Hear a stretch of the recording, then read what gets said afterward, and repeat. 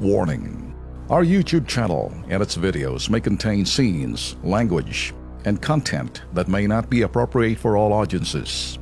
These videos include surveillance footage, undercover pursuit of suspects, actual police and rescue operations, and fearless confrontations. If you do not approve of the content, please do not watch our videos.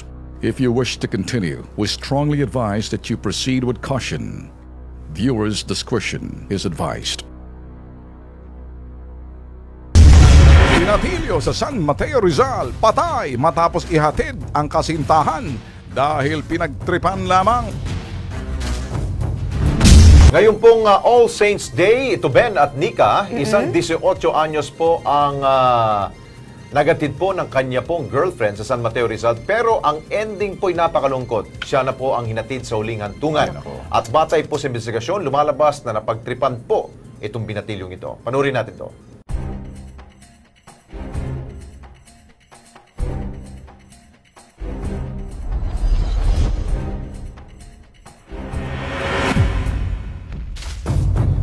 Dakong alas 10 ng gabi, ika-22 ng Oktubre, taong kasulukuyan, wala ng buhay na madatnaan ng mga kawani ng barangay sa Dulong Bayan 1 ang 18 anyos na binatilyo na kinilalang si Arnold Francis Pagulong, residente ng barangay Dulong Bayan 2 sa San Mateo Rizal. Ayon sa findings sa isinagawang post-mortem examination sa katawan ni Arnold, cerebral contusion at intracerebral hematoma ang naging sanhi ng pagkamatay ng biktima. Matindi ang naging tama sa ulo na nagresulta sa internal hemorrhage, sanhi ng ilang beses na pagkakahampas nito ng matigas sa bagay. Ito ang naging mitsa ng buhay ng biktima.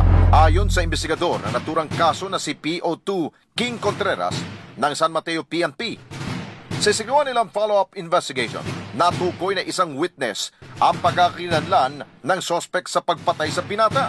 Gumawa kami ng follow-up investigation na lumabas nga itong witness na ang sabi niya, nung nasa tele siya, mga humigit kumulang alas 10 ng gabi, nakita niyang sumisigaw yung bata na ang sabi, may binubugbog.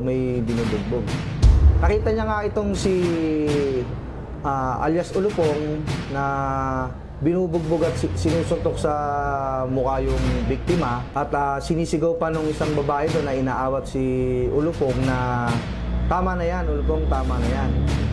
Si alias Ulupong ay positibong kinilala sa tunay nitong pangalan na Crispin Kelvera, 21 anyos, nakatira sa Clemente Subdivision Compound, Dulong Bayan 2, San Mateo Rizal. Ang tunay na pangalan ni alias Ulupong is si Crispin Kelvera Antonio, 21 years old, walang asawa, pinanganak noong January 14, 1995. At residente siya talaga ng number 5 San Mateo Street, Barangay Dulong Bayan 1, San Mateo Rizal.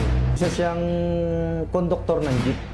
Si Nino, hindi tunay na pangalan, kitang-kita kung paano binugbog at pinag-initan ni alias Ulupong ang kaawa-awang biktima. Paglabas ko lang ng kwarto ko, doon sa pagtayo doon sa may terrace namin, nakita ko, babae, hato ng hato doon sa Ulupong mismo. Parang tumigil doon sa pagbubugbog doon sa ginagawa ng bata.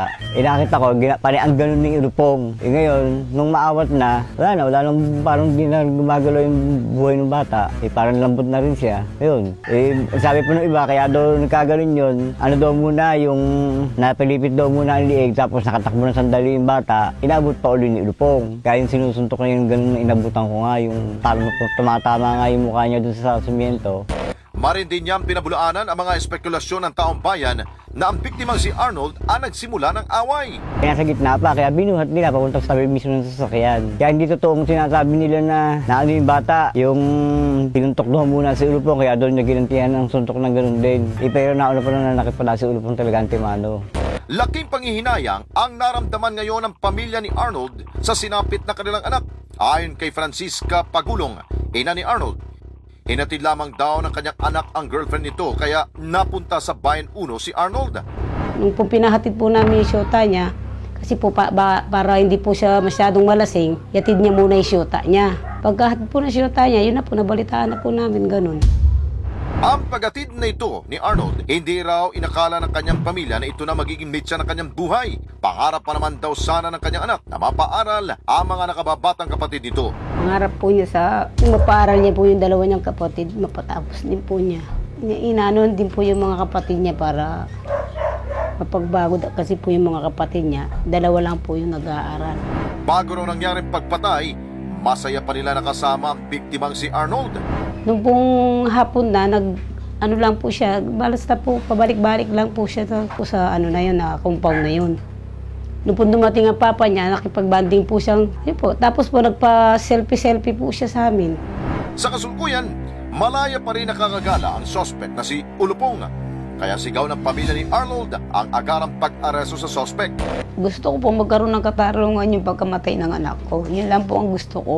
Mapakulong siya para kahit paano po magkaroon ng hustisya yung pagkamatay ng anak ko. Yun lang po. Kasi wala naman pong kasalanan yung anak ko. Bakit po ginanyan niya?